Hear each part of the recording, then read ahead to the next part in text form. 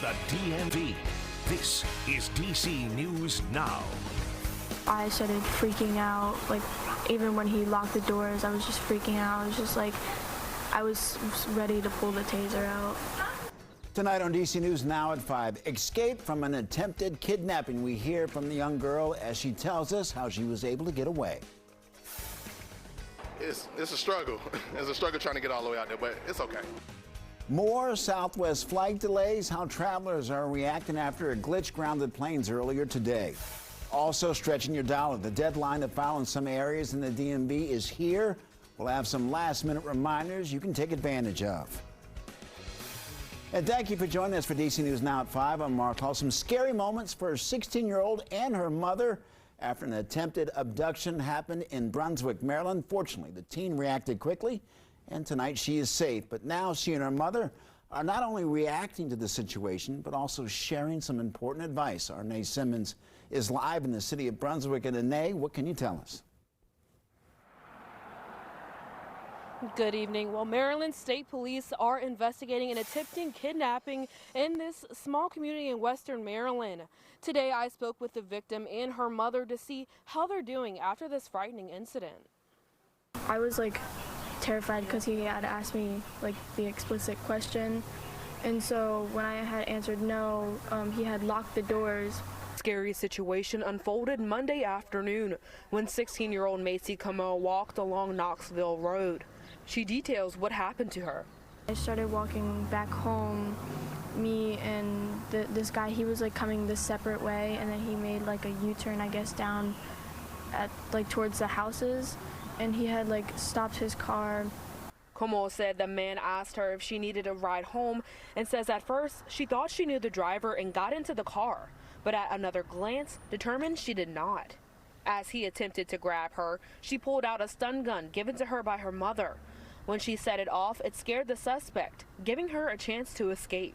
I had pulled out my taser before he could like grab me, and I like zapped it, I guess, just to scare him, to get him to unlock the door. And whenever he unlocked the door, I ran as fast as I could. And once Patricia Hefner learned that her daughter was safe and what happened, she called police.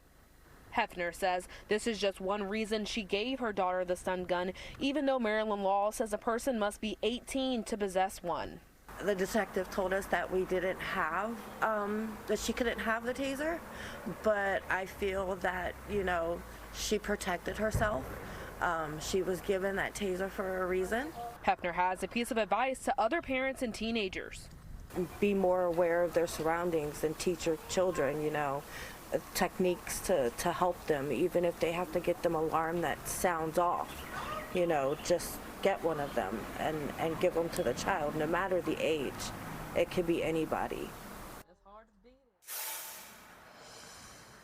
Maryland State Police say the suspect is described as a 50-year-old white male with brown eyes, about 5'7", with medium to heavy frame and a mustache. He was driving a small black vehicle. He also may have a speech impediment. The investigation is ongoing. Reporting in Brunswick, Maryland, Renee Simmons, DC News Now. Renee, thank you. Meanwhile, in D.C., police are on the lookout for a stolen vehicle with the owner's cat still inside. It happened Monday night in the Capitol Hill neighborhood. Police say a vehicle pulled up. One of the suspects got out of the car and pulled a gun and told the victim to give them their keys, but could not get the cat. Now, on your screen is Millie, a 10-year-old short-haired domestic cat. Police say that it was inside a red and cream-colored crate. Police need help finding the car. It is a silver 2016 Hyundai Sonata with Maryland tags, license plate 4EW6094. The victim was driving a red 2020 Toyota Highlander with Virginia tags. If you recognize these vehicles, the cat, or have any tips, please contact DC Police.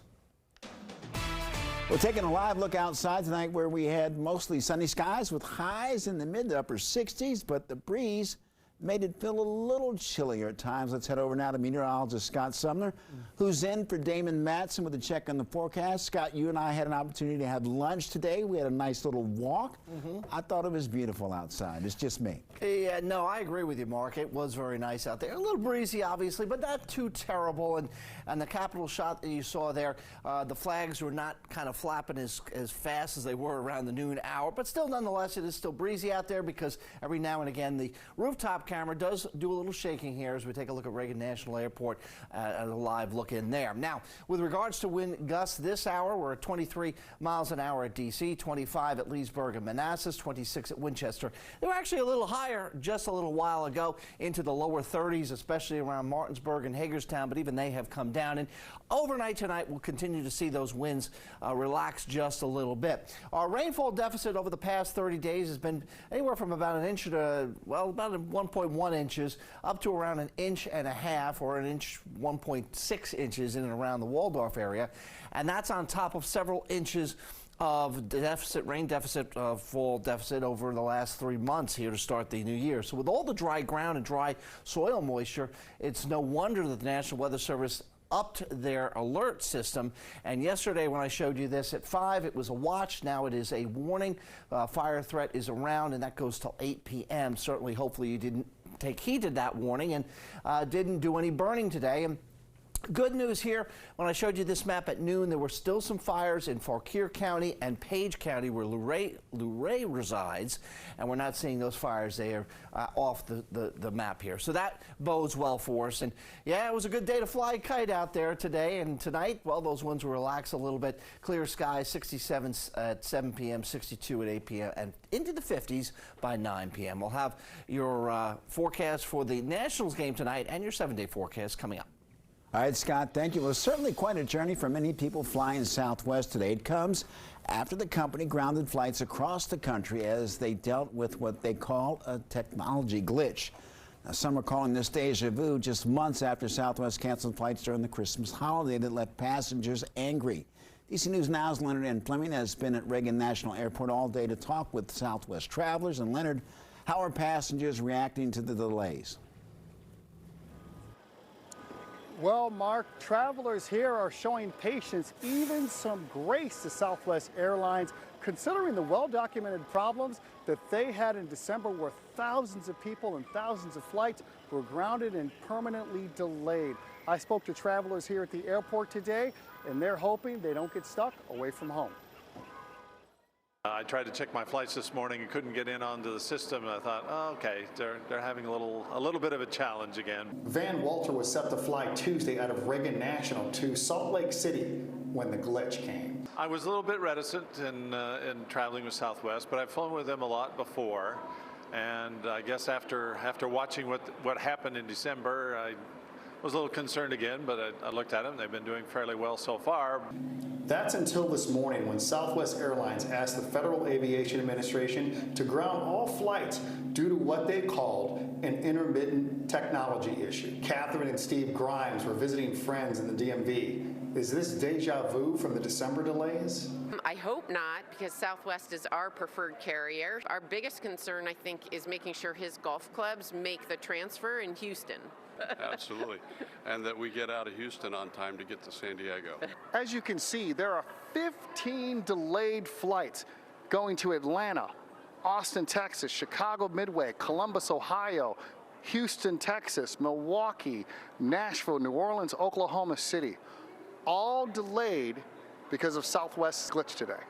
Some, like Glenda Leonard, aren't worried. She and her husband were flying to Texas. I traveled Southwest during that time. During Christmas time, we had delays and my flight was canceled, so they got me back out there 2 days later. Marquez Davis's flight to Atlanta was delayed. Memories of December crept into his mind. Yeah, it did give me PTSD about it now. So that's why I was, when I checked to see about the 4 o'clock flight and it was available and on time, I switched it to that one. Okay. Before you fly out tonight out of Reagan National on Southwest, make sure you check all your flight times to make sure your flight is on time. Reporting live from Reagan National, Leonard N. Fleming, DC News Now, back to you. Leonard, thank you very much. We have breaking news this evening out of New York City after a parking garage partially collapsed in Lower Manhattan. On your screen that you see is video of the scene shot by a Manhattan resident. Video is from the Citizen app that shows the extent of the damage with cars on top of each other. Now, they slid after the collapse, some hanging over chunks of cement. In the video, police can also be heard asking for people to keep their distance from the garage. The city's mayor is headed there now. First responders are trying to get a handle on injuries. We're monitoring this and will continue to bring you more information as soon as we get it. Well, new tonight, the Alexandria Police Department says it's officially using body cameras for its officers.